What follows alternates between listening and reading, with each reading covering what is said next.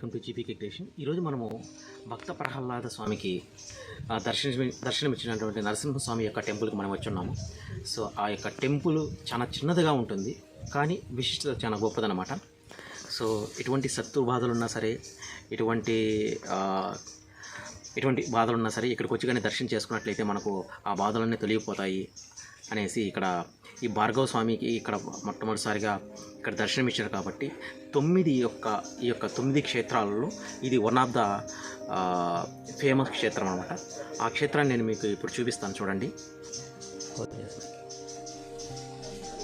So ఇప్పుడు మీరు చూస్తున్నారు కదా, ఈ టెంపుల్ చాలా చిన్నదనమాట. యాక్చువల్గా లోపల కెమెరా నాటలోడు కాబట్టి నేను చూపించలేకపోయాను. చూడండి, చాలా అద్భుతంగా ఉంది. ఇది లోవర్ అహోబిలం నుంచి ఒక 5 కిలోమీటర్ దూరంలో ఉంటుంది.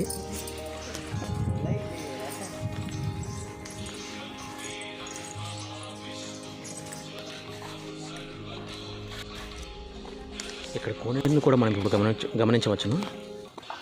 ఈ యొక్క ఆలయం ప్రసిద్ధి ఏంటంటే, ఎటువంటి అపమృత్యు దోషాలున్నా, ఎటువంటి శత్రుపీడలున్నా ఈ యొక్క ఆలయాన్ని కానీ దర్శించుకున్నట్లయితే పూర్తిగా ఆ యొక్క దోషాలు తొలగిపోతాయి అనేటి ఇక్కడ ప్రజల యొక్క విశ్వాసం, పురాణాలు కూడా చెబుతున్నాయి.